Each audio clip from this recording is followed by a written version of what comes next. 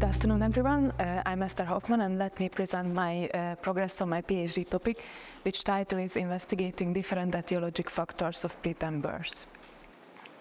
I work as a resident doctor in the Department of Obstetrics and Gynecology in Semmelweis University, and my vision is to contribute to the prevention of preterm birth, and my mission is improving the protocol for the treatment of and prevention of vaginal infection during pregnancy.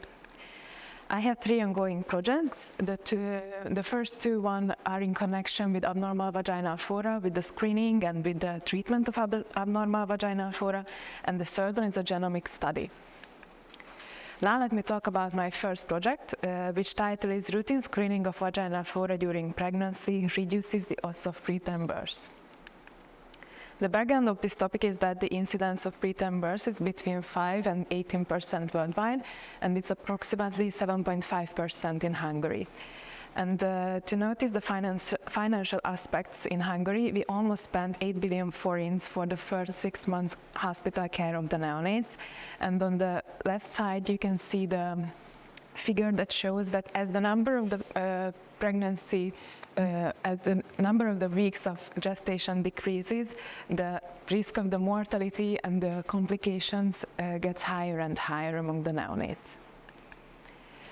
There are different etiologic factors behind preterm birth, and one of the most common and most important ones are infection and inflammation. And there is no protocol for screening of vaginal infection and abnormal vaginal flora during the pregnancy care. And our aim is to see if routine screening of vaginal infection could prevent preterm birth. Our clinical question was that can regular screening of vaginal flora during pregnancy decrease the rate of preterm birth and premature rupture of membranes? The population was pregnant women, intervention was screening of vaginal flora, any type of screening, the comparison was no screening, and the outcomes were preterm birth, low birth weight, premature rupture of membranes, and the risk factors of preterm birth. Our hypothesis was that regular screening of vaginal flora can reduce the rate of preterm birth. We did the systematic search in October in 2021, and we found 13 eligible articles for our study. And now let me talk about our first result, which is preterm delivery before the 37 weeks of gestation. Here we can see that the odds of preterm delivery can be reduced by 29% if you use the regular screening compared to no screening at all. We did subgroup analysis by study type, and here we can see that for the RCTs we get the result where we can see that the odds ratio was 0.74, and here we can see that this is not a significant result, but these data still suggest that screening can have beneficial effects in the prevention of preterm birth. Our next result is preterm delivery before the 32nd week of the gestation, and here we can see that the odds of preterm delivery before the 32nd week of gestation can be reduced by 49%. And now let me talk about the low birth weight. As a definition, we can say that we have a low birth weight neonate if the birth weight is under 1.5 kilograms. And for this outcome, we can see that the odds can be reduced by 36% if we use the regular screening compared to no screening. We did subgroup analysis by study type on this outcome as well, and here we can see that we got the result. The odds is 0.71 for the RCTs. And now we have the most important and most relevant outcome. This is the birth weight under 1 kilogram, and this is the most important one because these neonates have the biggest chance and the biggest risk for the complications and for the mortality. And here we can see that by screening, we can reduce the odds of these deliveries by 67%. These are our outcomes, and I was talking about the 4 most relevant ones. As a summary, we can say that the strengths of our study is the high number of patients, the different type of screening methods that were examined, and the easily executable screening methods that were examined. And the limitations of our study are the low number of RCTs, unfortunately, and the different type of treatment protocols, and the pregnancy care protocols were different in each country. As a conclusion, we can see that routine screening of vaginal flora can reduce the odds of preterm birth, and we found the strongest significance in studies where screening was performed by health care specialists. As a summary, we can see implication for practice that routine screening of vaginal flora is recommended during the pregnancy care, and it can be strongly recommended in high-risk populations. And an implication for research is that further RCTs are needed, both in pH screening and for the Gram-Stain screening as well, and the screening methods should be compared to each other. We submitted our manuscripts almost a year ago.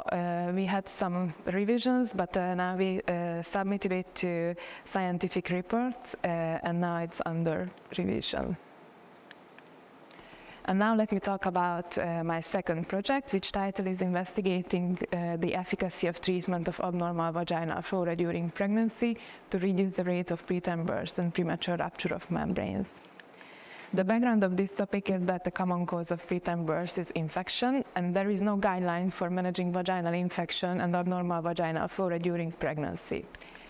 If we talk about the treatment, we can choose many options. We can choose oral or local treatments. We can choose metronidazole, clindamycin, clotrimazole, lactic acid, probiotics, or we can say that we don't treat at all because the infection or the abnormal flora is asymptomatic.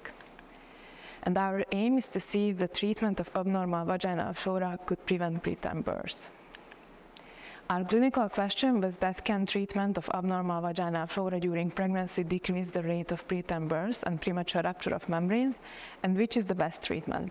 The population was pregnant women, intervention was treatment, any kind of treatment, comparison is no treatment, and the outcomes were preterm birth, low birth weight, premature rupture of membranes, and the risk factors of preterm birth.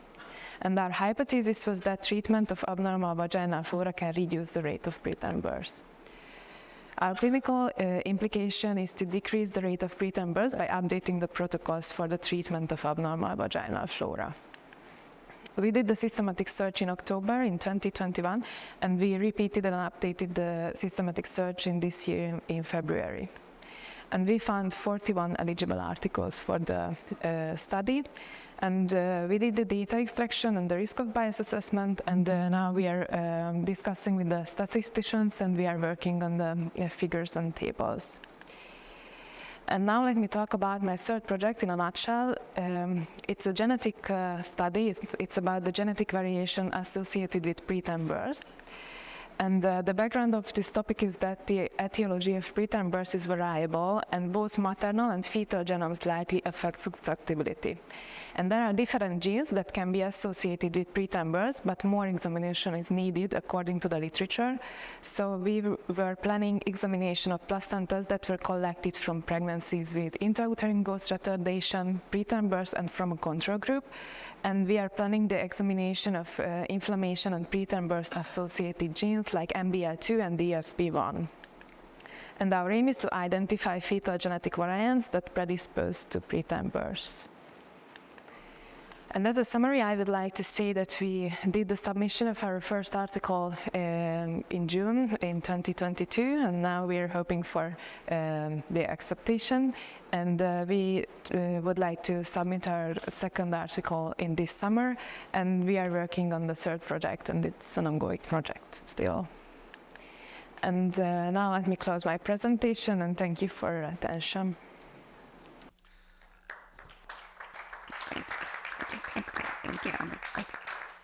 Thank you. And you have mentioned just regular screening. What did you mean by that? And those articles which were in the meta, did they use the same method for screening, or did they have different protocols? And did you perform a subgroup analysis according to that? First of all, we were talking about, or we wanted to examine the routine screening, so do it as a routine for every patient, because abnormal vaginal flora can be asymptomatic, and if the patients don't have symptoms, they don't go to the physician, and we just don't recognize the abnormal vaginal flora that can lead to preterm birth. So therefore we were including the studies where they do the routine screening without complaints, so that complaints and symptoms were exclusion criteria in the study. I've catched that point.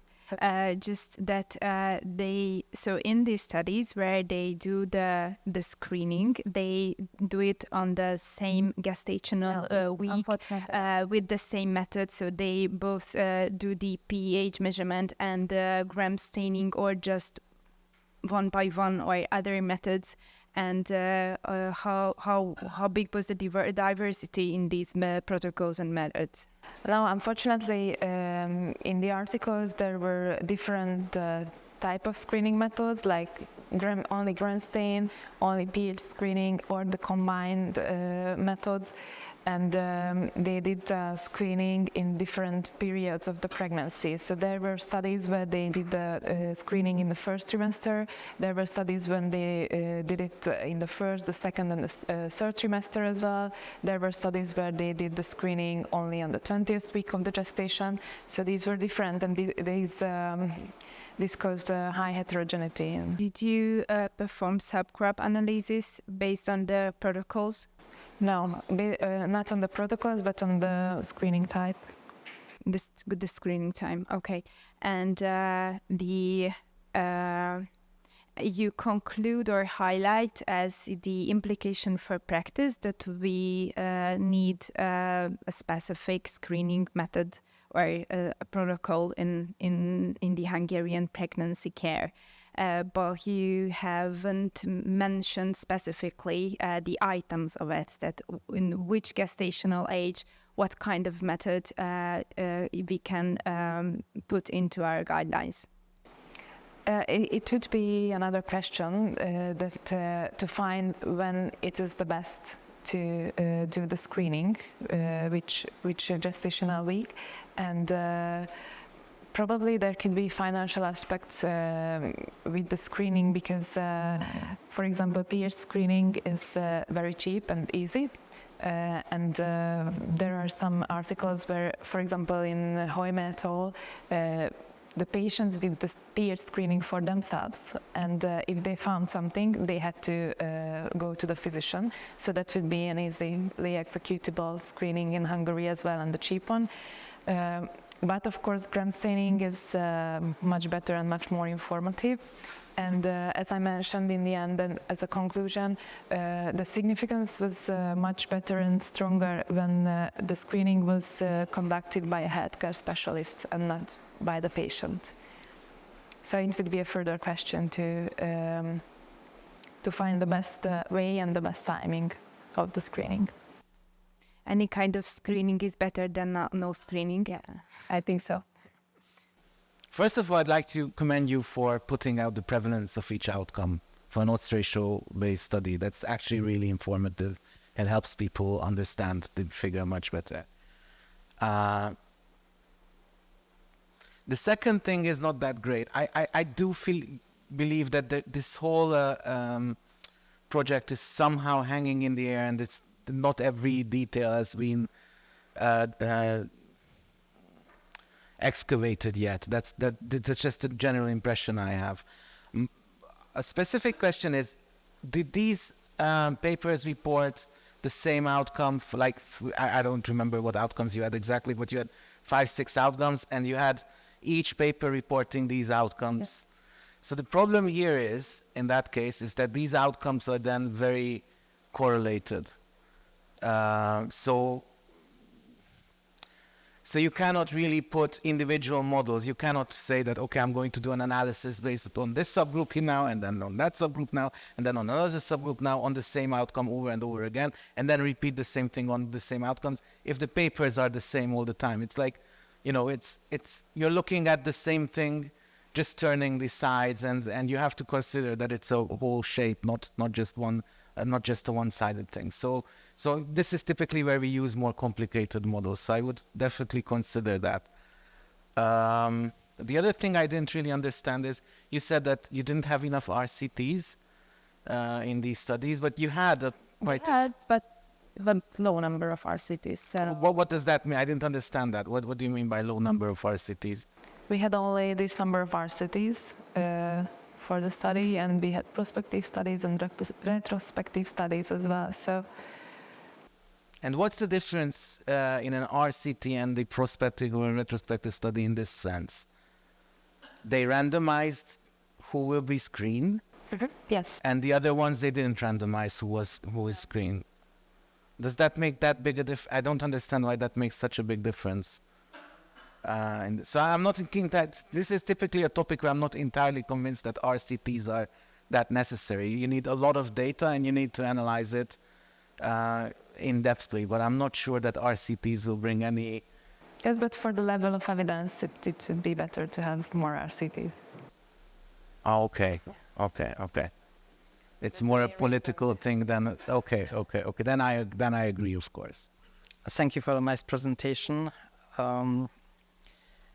If you have a result compared to no screening, regular screening in vaginal significantly reduced the attrition, approximately 30%, then why do you say we should do the screening in high risk population, and how do you determine the high risk population? Who is high risk? High risk population is like the ones who had preterm birth in the anamnesis, and the ones who smoke, the ones who has, for example, low BMI, and the ones who has any other diseases, internal diseases. These are the high risk populations. And the other question is if you do regular screening, and in which interval do you do it? Every month, every 4 weeks, only 5 times normally. I don't know. I was in Hungary. In Austria, it's 5 times. We have to do 5 times examination for pregnant women. It was different in the articles, so the regularity was different in every article. There were studies where they used the screening only once during the pregnancy, the vaginal flora. It's regular, only once in the pregnancy? No, it's not regular. And there were studies where they used it in every trimester. There were studies where they used it in every second week. So it was different. I think the main problem was in one of your initial slides, which mentioned that protocols in different countries are so different. For example, in United Kingdom, the general practitioner is responsible for pregnancy care. I would like to ask you, what do you think, what is the proper way to collection the sample? Is it enough to open the introitus and push the tool in the vagina? Or you have to, or you should open the vagina with a speculum and collect the specimen from the fornixes? I think the second one would be better, of course, but the first one is the screening as well. So if we can conduct it easily in a country and we can do it regularly, then it's better than nothing.